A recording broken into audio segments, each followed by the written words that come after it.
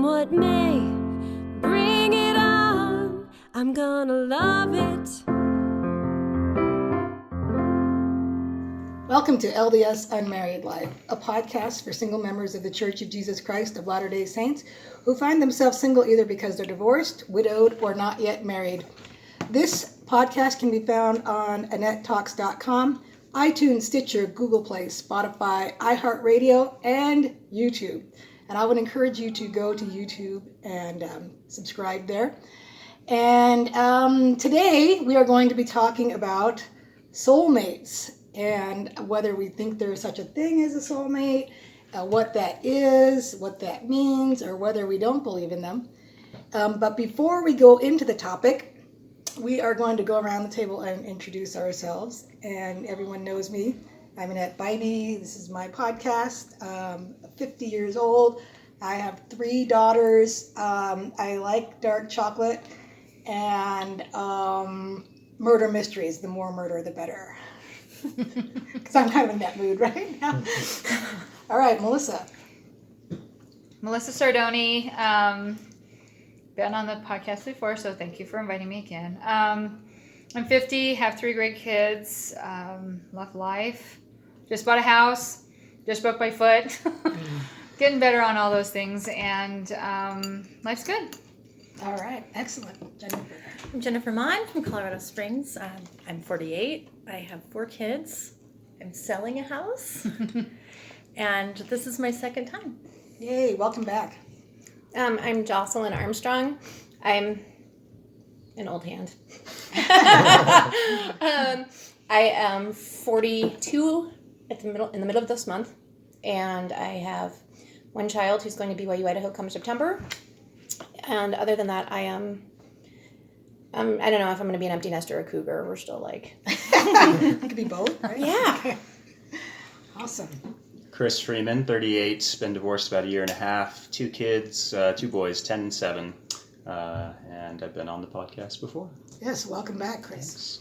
And we have a newbie. I'm Clark Stevens. I'm a podcast neophyte, and I'm 56, and what do? I do smart home stuff. Yeah, he's got a smart house. In that, You can talk to you can it. talk to it, and it listens. Yeah. Well, we'll ignore all the wet behind your ears and get you really baptized. So. All right, great. All right, so soulmates.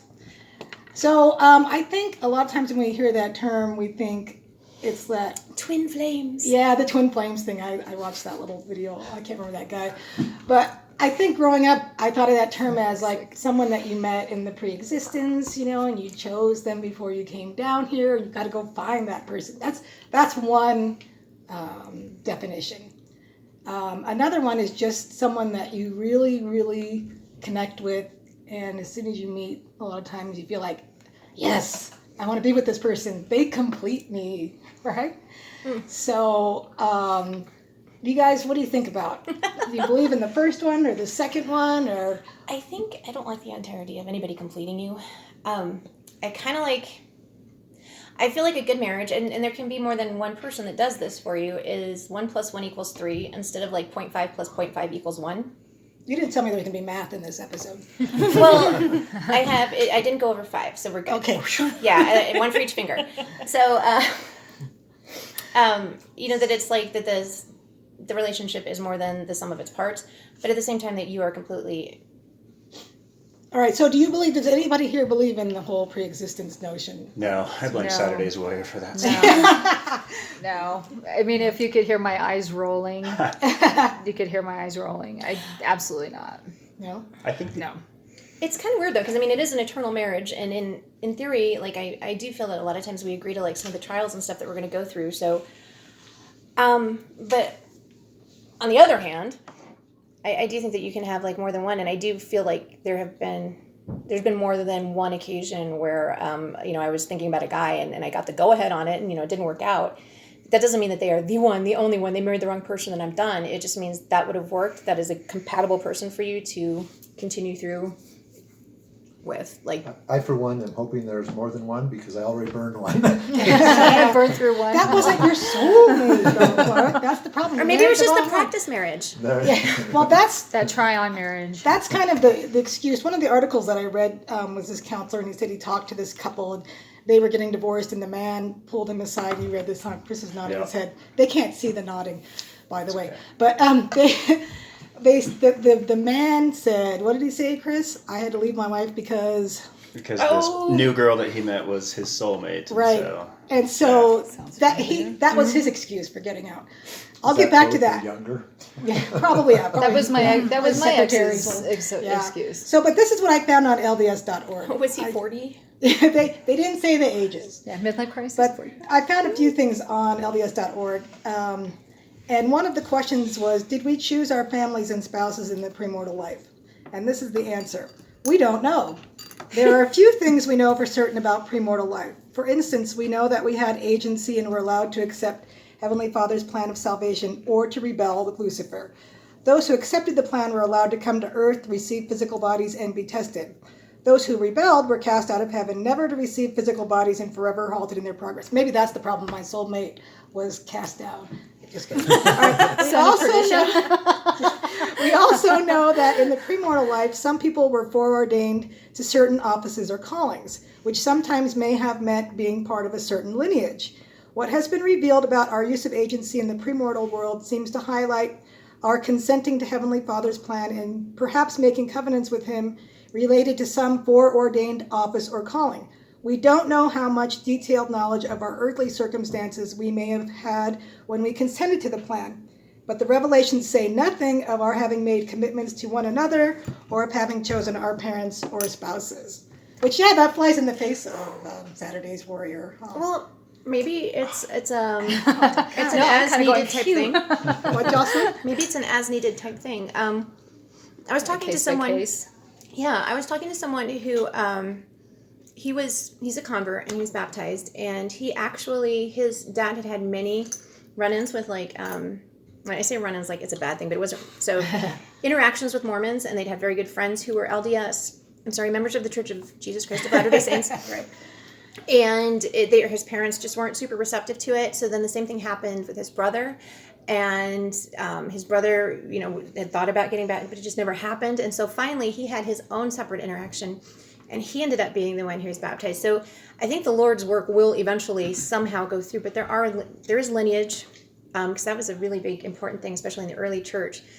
So maybe it depends on what your role is as to whether or not, because with our current prophet, I can absolutely see how his wife is the right person for all the changes that have gone through and how everything so the Lord finds a way, but I do think that there are ideal fits, and that maybe that is something that some people kind of had an idea of. Well, this doesn't say that we didn't know. They're just saying we don't know. Yeah. Right? And I've had at least one person, a friend and a female friend, and this is not a soulmate category, but we both felt like we had known each other in the pre-existence. We both had that sense that we had actually served as missionaries together. It's weird.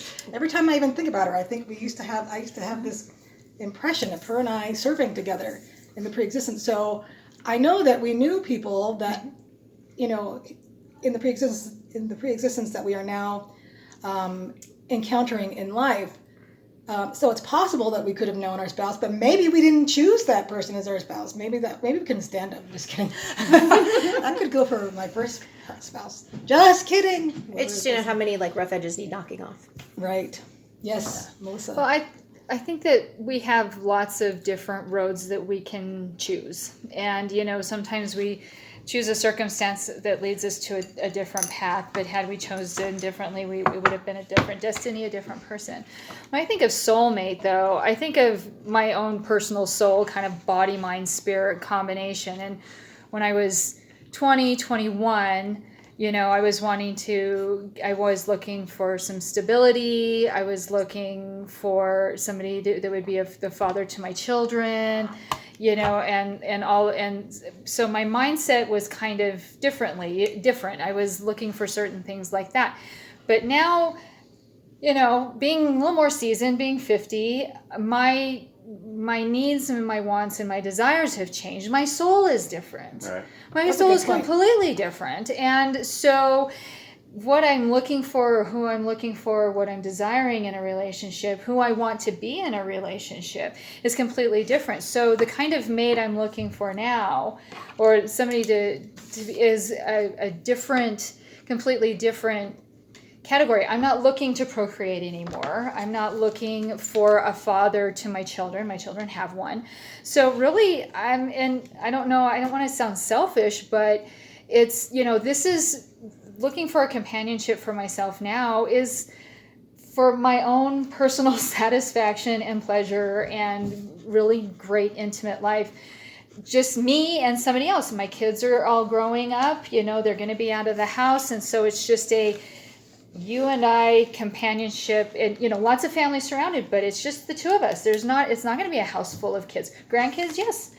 But and so that whole dynamic is different. So therefore, I'm looking for a different kind of mate to meet my soul's needs differently. I don't know if that makes sense. Changed, and so maybe your needs are changed, and so maybe there's not just one person that was someone that could have worked for you. So all of yeah, your life. exactly, and that maybe the person that I meet now it was not available, not ready, or anything like that, and that they were in a different spot that just wouldn't have worked. But if I meet that person, then not only can we bring families together, bring kids together, and really build an incredible, fabulous life at the right time. Right, But, yeah. that goes into timing as well. And Jocelyn's going to have a coronary, I think, if she doesn't get the I kind of do. No, I was just like, I'm sitting here thinking about it as like, I think that we don't have soulmates, we become soulmates. True. And so a lot of it is, like talking. So I was dating this guy, and I was talking to my bishop about him, and I was like, he drives me crazy. He's like, that's wonderful. I was like, what are you talking about? And he's like, well, that you're willing to put up with him driving you crazy. And he said, that it's a refining process. So I think for a lot of it is like you find the person who you have the same goals in mind, and you have a lot of the same interests, but somebody who's also very different and who maybe brings a different. And this is where it comes down to opposites attracting. Yeah, and we're going to talk about that in the second episode, so don't go to that Okay, yet. but like I do think that it's there was a quote in there from Elder Bednar. I saw one. Yeah, there was that where he was talking about how he's like there are many people that you can marry, but once you marry, then it was Elder Uchtdorf. Uchtdorf. Yeah, it was a silver Elder fox. Uchtdorf. So Oh yeah. Yes. that when you marry somebody, but then you work on becoming their soulmate, and they work on becoming your soulmate, because at that point that is what you're going to be for eternity. So. But that it's not necessarily something that the person comes in having. It's something that you choose to have together moving forward. Right, and that, sorry, Clark, go ahead. Yeah, I was just going to say, if we've learned anything from the movies, it's that whatever choices you make drastically affect the future. So we can't look back and say, oh, I chose that person, and therefore my life went awry. But if I just chosen one of the other people that I know now, back then everything would have been fine. Everything changes. So you can't do that. And I'm not trying to discover some plan that was built for me in advance. I think there is such thing as free will. And my choice is now to choose my best future. And I can't do much about the past. And Chris, go ahead. I was just going to say it's not just like a one-time thing either. Like at one point in a relationship, someone may feel like that they want to be the soulmate for that person, but that's something that they have to choose to do every single day throughout the rest of the relationship.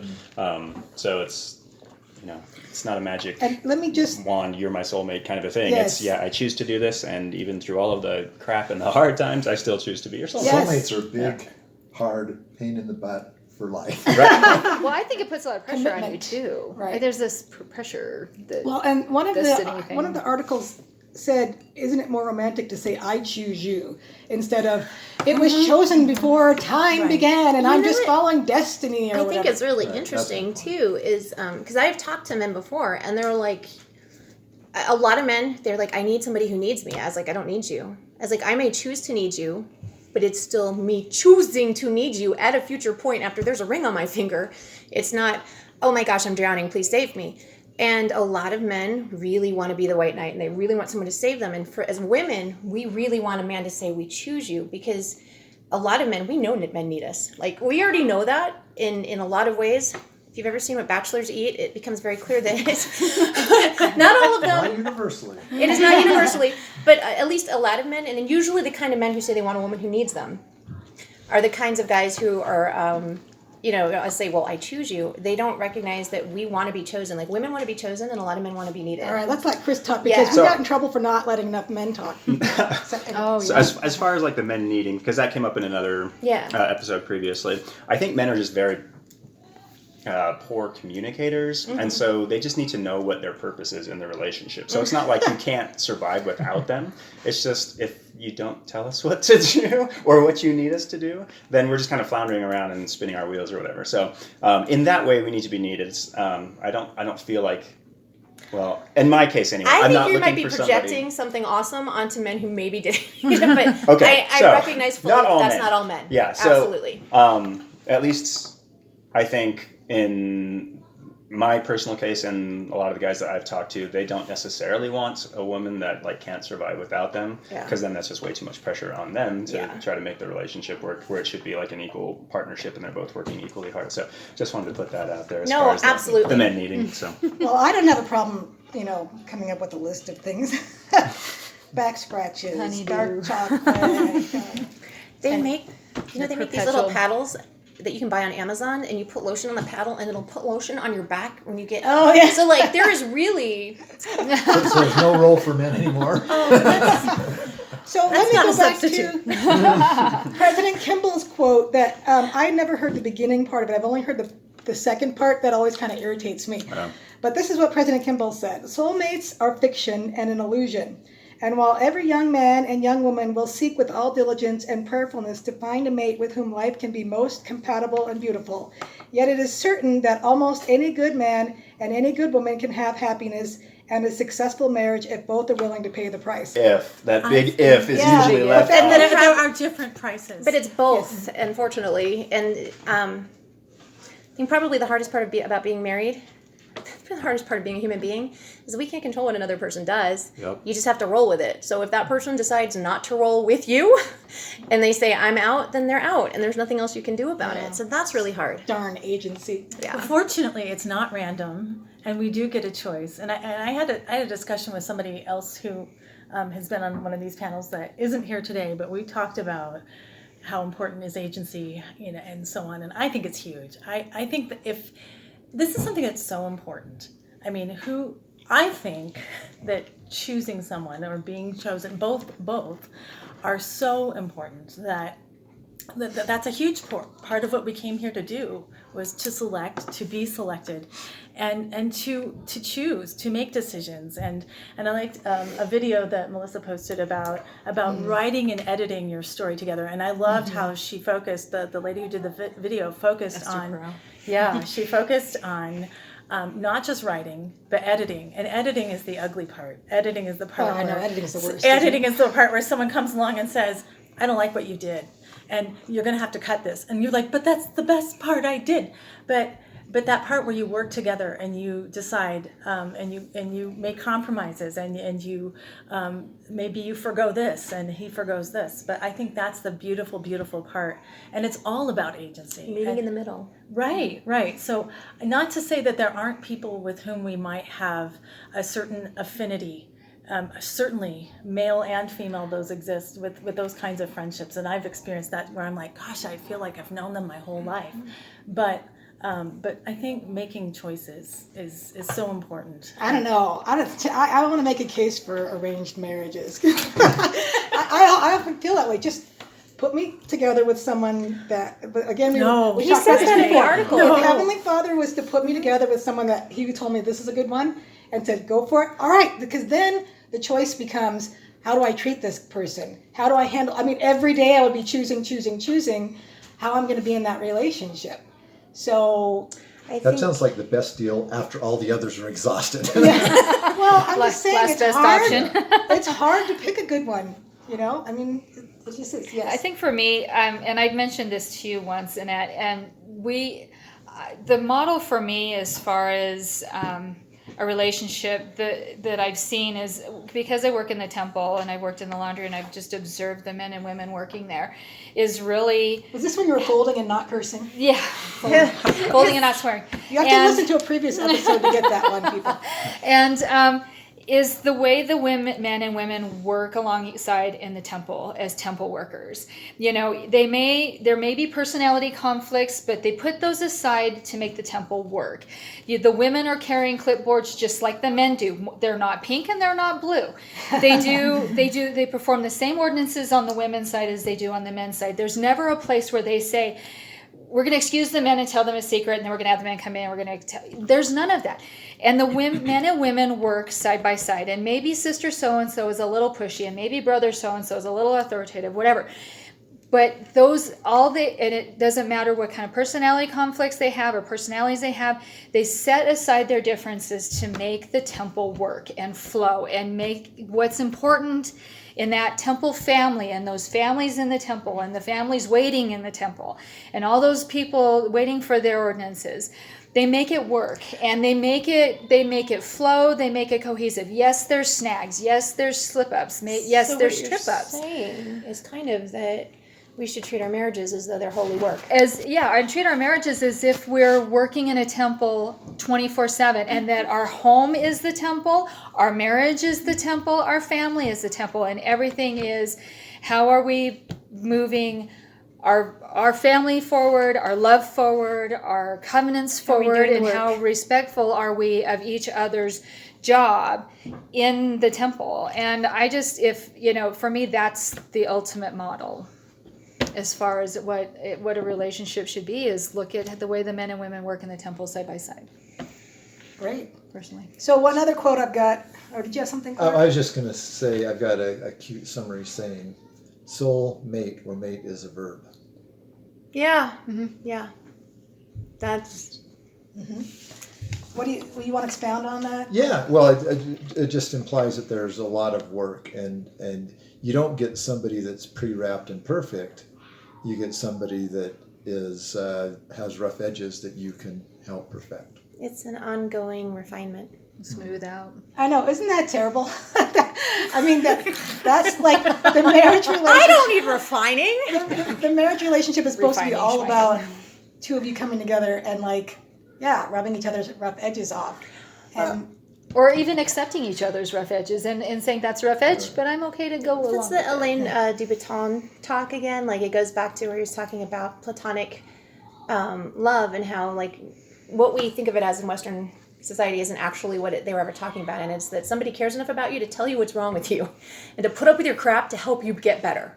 And but do it in such a loving way that it's not like that you're feeling defensive. Or there was an article that I read recently, and they were talking about how your best friends are usually the mean ones. Like, you know that one friend you have who's really mean? Like, that's because they're probably the one who cares about you the most. And are most honest. And maybe you're just perceiving them as being mean because you care so much about what they think. Mm-hmm. Because that reminds me of my sister. She and I are really tight. And so when she says something that I feel like is critical, that cuts me to the quick because I really care about what she says. You respect what she says and her views. Whereas somebody else, like people that comment on my website, might not put nearly as much credence into what they say because they're just, some dude, right? Yeah. Not that we're referring to anything. That doesn't know me, that doesn't listen to all the episodes and just, takes things out of context and has criticism that doesn't really fit with the episode. Sorry. I had to go on a little bit of a tangent there. But it was really funny at work the other day. We were talking about just being older and dating, and a friend of mine, she goes, I would think that older men would want a woman who's very smart about finances and estate planning, because most likely, if you get into a relationship, you're going to be the one that has to bury him and make your estate, take care of his estate. So model body and cellulite free, one thing, but boy, do I know how to plan a funeral, So we were just laughing about that too, that sometimes there's different pragmatism that comes along with it too, because, I'm 50. If I met someone, I could have the possibility, knock on wood, if my health and everything, I could have another 20-year marriage. And, that would almost equate to what I had with the father of my children for 23. And so it's like, you know, who do I want to be to make this better? Who do I want to be to make it different? And what am I looking for that's different now? But, you know, kind of the whole idea that, yeah, this is, you know, getting into the old ages and the geriatric and the till death do, not death do us part, but in sickness and in health. And, you know, a couple of those other things that you never think of when you're 20 and in love and all of that, when you've got cancer and infertility and all kinds of crazy things that happen. And so, you know, it just always changes off your plate, I guess. I think when you each talk time. about refining too, like my mom married a man who was much older than her, and he was very spry, and his health declined. And she spent 10 years nursing him, and he was brilliant. He was a doctor, and he was so intelligent and so kind. And she spent 10 years slowly losing the man that she loved, because by the time he finally passed in hospice, he wasn't, like, he had Alzheimer's/dementia, and he was in a wheelchair, and she was basically his caretaker. So, I mean, that is totally a possibility, and I think a lot of people don't think about that. They're like, we're going to have this great life, but, you know, there's that end of life, Traveling especially, and all this, Yeah. where, I mean, for me, that was a huge eye-opener about, like, what it really means to be married, is watching the two of them, as he was declining, trying to, like, help her so that she could help him later, and knowing how... My father died of had dementia, and he died this time last year. And seeing my mother now left, who cared for him for all these years, she really lost a lot of herself caring for my dad and taking over everything, and her just being lost for this last year and not paralyzed on how to move. And it's like, you know, and you sit there and you think about it, it's just like, okay, if I get into a relationship, this may be something that I'm going to have to deal with. This may be something that I have to be prepared. I'm not saying completely ready, but at least have the tools and the skill set to be able to kind of, you know, adapt and adapt and change as things go along. But, you know, I mean, thing is, you know, when you're older and you know, you get into a new relationship, you've got a whole new set of parameters. You know, those parameters and getting older. And So it taking seems care to of me each other. like the idea of coming into a marriage with a soulmate is probably the opposite of what really should be happening, is that when you prayerfully choose someone that you think you're a good match with, that if you do marriage the right way, you end up with a soulmate Right. at the end of it. Yeah. And that kind of reminds me of this book I've been reading called Starved Stuff by Matt Townsend. I went and saw him when I was in Utah at the singles conference, and he's like a counselor, and I can't remember what else. But in the book, he talked about how his wife's parents had been married for years and years, and they were like really good together. And you know, but they were living their own lives. There wasn't like any fabulous love story. But at the last 6 years of the marriage, she had Alzheimer's, and she didn't know who he was, and she was completely dependent on him. And he told them that those six years of their marriage were the best 6 years of the marriage for him, because he learned how to love her unconditionally. And I mean, he was brushing her hair, doing everything for her. So nobody's getting out of this life alive. Right? It's scary, and different crap happens to everybody. My dad died when he was about my age in a motorcycle crash.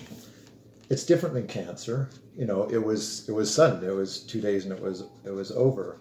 And my mom had to pick things up and deal with that. She got remarried, and I don't know if the new guy is. I mean, the new guy has been around for 20 years now, but I don't know if the new guy He's not so new. was a soulmate. But they get along very well, and I was the oldest child, so I witnessed 30 years of my mom growing up with my dad, and then about 20-something years of my mom growing up with her new husband. And it's just different. It's just different. And all of our experiences are going to be different. And I think a soulmate is somebody who can work through that with you. I agree.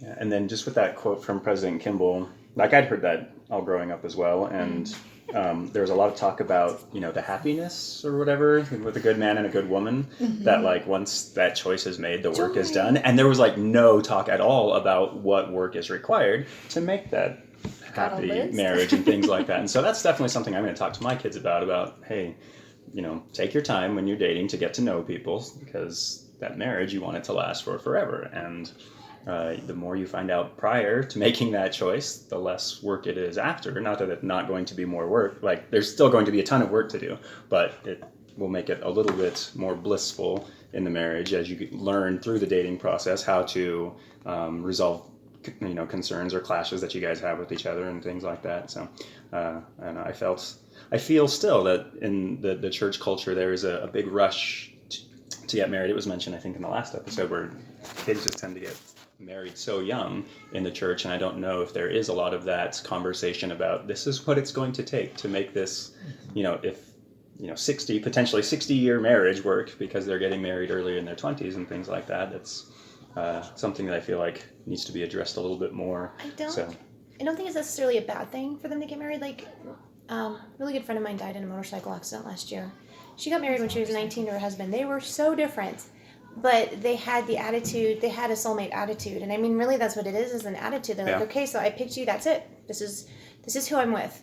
And especially, I guess, because we have such a disposable culture, but people like to, like, they keep taking it back out and reinvent. Do I really want this?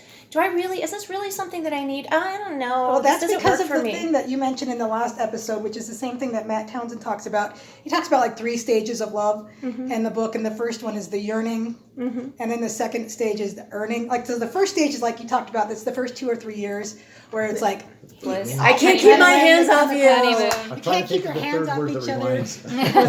It's like the happy, infatuated stage. And then honeymoon thing. Yeah, like the honeymoon phase, but it lasts a few years. And so once that's over, people get confused, like in the article that I talked about earlier, where this guy decided that his first wife was not his soulmate, which means he probably got past the 2-3 year mark and those feelings dissipated. And so he's going out looking for them again, which is why you see a lot in Hollywood. I think, especially because we're fed Hollywood stories, that love is supposed to be this all-encompassing, you know, always swoony kind of thing. And so people get past that and they think, oh, I must have chosen the wrong person. This is not my soulmate because I don't feel this way anymore. But he talks about going through the earning stage where you have to earn each other's affection, but eventually I'm hoping that if I get married again, I can get that earning stage will be short because we can get to the enduring stage. And that to me is where the gold is, right? I think the yearning is fun, but if you get to the enduring, cut the yearning I can't wait to endure. Right. Not in a bad way. I want to take the counter position to work, and let me explain. So I believe that you can be stuck.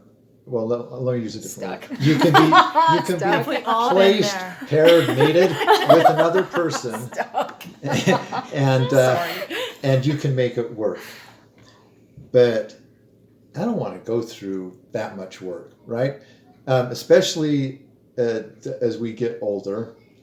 I don't know about all of you, but I've become a little more set in my ways than I was when I was younger. I've seen your house. I can attest to that. Yes. And so what I'm saying is that I don't believe you can just choose anybody. I think there are certain thresholds, and maybe you don't even see them, but I think there are thresholds that you set for yourself that says, you know, I really like this person, but they fall a little bit short here, and they fall a little bit short here. Not that you should judge somebody directly like that, but I think you should be judicious in your pairing, and you have to decide what it is that you can put up with and what you can enjoy, and find a good match. I think a good match is not about somebody living up to something or somebody living down to something, but it's about finding that something that you can live together with. Well, that's what I always say my favorite made-up quote is that find someone whose faults you can live with, because that's really what it comes down to. I mean, obviously you have to be attracted to that. They have to have traits that you enjoy, but everyone's going to have stuff that's going to bother you. Is it stuff that you can live with or not? I think it comes down to is it stuff that's going to depress you, because like there were habits that came to light after I was married that were actually depressing. Like I could not I couldn't handle it. Like, it was Yeah. just, it was like, it was a mental health issue.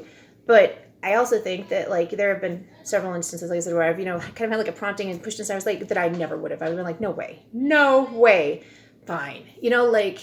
So there's, we want something that's easy, but sometimes that's not where the growth opportunities are. Or not necessarily easy, but, because sometimes the things that we're set in, I know there are things that I'm set in that are probably not the best thing for me, or not rational, or that I need to get over. As far as, like, having hang-ups about how clean the bathroom is or isn't, or, like the weird little things. So I think that's when, like, prayer and going to the temple and really thinking about it, because there are growth opportunities, and maybe that's what Heavenly Father wants for us. That's what we probably should want for ourselves, because it's easiest to grow here. I don't know. Well, so there are limits. You can't say, he's a really, really great kisser. If only he didn't beat me every night. No, that's what. Yeah, absolutely.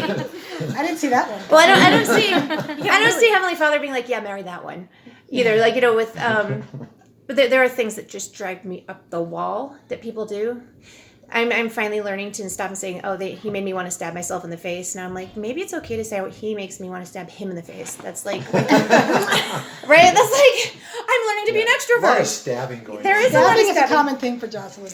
It is. That's kind of just a standing joke. Well, is that and somebody also, makes me stabby. that comes back to the idea of, we talked about this briefly in another episode, where why did we receive spiritual confirmation to marry someone when it didn't work out? Mm-hmm. And that was actually addressed in one of these articles where it talks about Heavenly Father sometimes says, this could be a good match for you, but, big caveat, agency. Right. That other person can choose to do things, or you can choose to do things that are going to make the marriage fail. And they So- talked about lineage too, that there's for some callings and whatnot, that there needs to be, I think that actually does apply in some instances where there's like a family where they're just like, somebody's going to have to do the work, and the way this is going, you're gonna take one for the team, as far as having kids. yeah. So that there will be kids that will be able to go back and do that. Yeah. Now, I do think a lot of times that's one of the only reasons why we are given that confirmation that this marriage will work, or not that it'll work. That's wrong. Confirmation that this is a good thing for you to do, that it's got like the heavenly seal of approval, because I had that before I got married. And it was a tough marriage almost from day one. And I don't know that it could have been saved. It would have taken things differently than when they went. But we had 3 children. Would those 3 children be here? I don't know. I was getting up there in age. I had to get it done. So I don't know. If I hadn't married him, would I have found someone in time to have children? That's a big, huge Or even if. those children.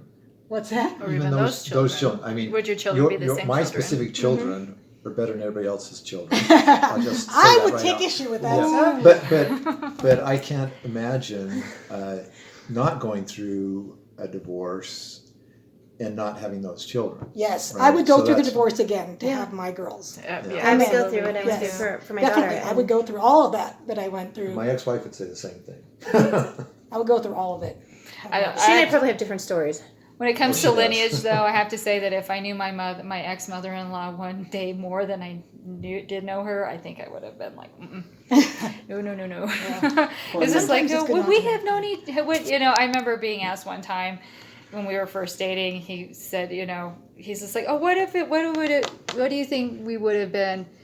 Would we have been, like childhood sweethearts had we grown up together in the same town? It's just like, no, if I had known your mother one extra day, that would have There's no way. no. I think Chris has something. Yeah, just in regards to like the getting that confirmation and then the marriage not working out or whatever. I've never been a huge believer that God has a specific individual plan for me, and that if I make the wrong choice, then it's all over. You're I screwed it SOL. up, right? Yeah. And it's the same thing like with the predestined soulmate or whatever. There's a billion different ways that we can get to the destination that He wants us to get to, and He is perfectly willing to let us make the choices on which way we want to take. He knows what thorns or brambles are going to be in our way if we choose that, but unless we're really veering off into place where, you know, we're going to go through like spiritual destruction. I think he's okay with us making those choices, hopefully learning the things that we end up learning when That's we the realize whole we made point. poor choices, and then learn not to make those choices again. And so it's like having teenagers. That's It's an the entire whole- earth That's exactly populated what with he Heavenly wants. Father's teenagers, and he's hoping that we make good choices and become productive people and that's the get back home safely. whole And point so, of the atonement. yeah, and so he's not gonna. As he You know, shoes in- out the door saying, "Don't plan to repent." Yeah, there's no the idea of total predestination flies in the face of the idea of agency. And I think you're right, Chris. Heavenly Father knows who we are, and He put us down here, and He put people in our paths that would give us the experiences that we need to have. And so if we don't happen to go down a certain path and we don't meet a certain person, that doesn't mean that we're not going to find somebody else on another path that's going to give us the same lesson that we're going to need. We're going to find the Or lessons that better we need. lessons, or worse Yeah, lessons. it doesn't matter. And We're- I think as long as we're learning from it and we're continuing to try and follow the Spirit and guidance, we're going to have the experiences that are going to work for us. I think I've heard people talk about, well, God knows everything, so of course it's predestined. It's like Him knowing what you're going to do is not the same as Him forcing you to do Exactly. Right. Yeah, Right? of course He It's- knows, but That It's was a- somebody else's plan. Yeah, it's like, a process. It's a process. It's like I first joined the church. There was a woman who was a potter, and she kind of explained, like she talked about what happens when you make when you like spin a pot, and it's the process that we go through to become who we need to be, and there is no way around it. He knows, like it's like the potter knows when they put the pot in a kiln what it's going to do, how it's going to harden, but knowing it doesn't make it so. It's a process that we have to go through. The only way out is through, right? Like. yes. So in that regard, I do think that, we come down here and the lessons that we need are going to be thrown at us over and over and over again until we get it right. And I'm sure that everybody here has probably said, why is this happening again? Like they've had something happen. I don't know one person who, when you really talk to them, is like, oh yeah, I can't believe this is happening again. So, until you get it right. Yeah, I see the same thing. I get the same tests over Yeah. and over. And I'm like, me too. I think I'm Me too. I'm like, what trying can to I teach do me differently something this like time? patience, maybe. It's like Groundhog Day. Well, I remember with my therapist, I had said something. I had mentioned the word deal breaker, and she's just like, I hate.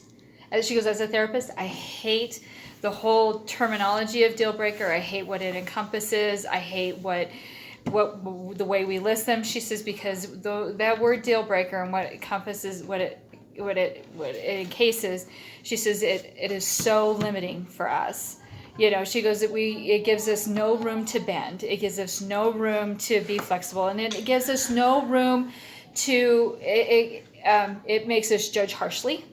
And it closes us off to possibilities. She says, so can you please get that out of your vocabulary? She goes, if you can do one thing, is get rid of the whole deal breaker mentality, the deal breaker jargon. And that took me a while, I never had those lists. That's going to be a great segue into our next episode. Okay. So I'm going to wrap it up here because we're going to talk next on dating people that are very different from you. And how sometimes you might have a deal breaker that someone comes along and you starts bending a little bit.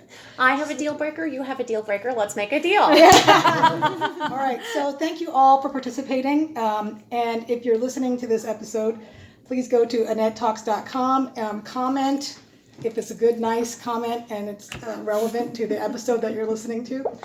Also, please feel free to follow me on Facebook. It's Facebook.com/Annette Talks. If you really want to help out, go to patreon.com/Annette Talks. Also, YouTube, go and follow or subscribe or whatever it is you do there. So thank you for listening to LDS Unmarried Life, where LDS singles gather. I'm gonna bloom where I'm planted. I won't take things for granted. Come what may, bring it on. I'm gonna love it.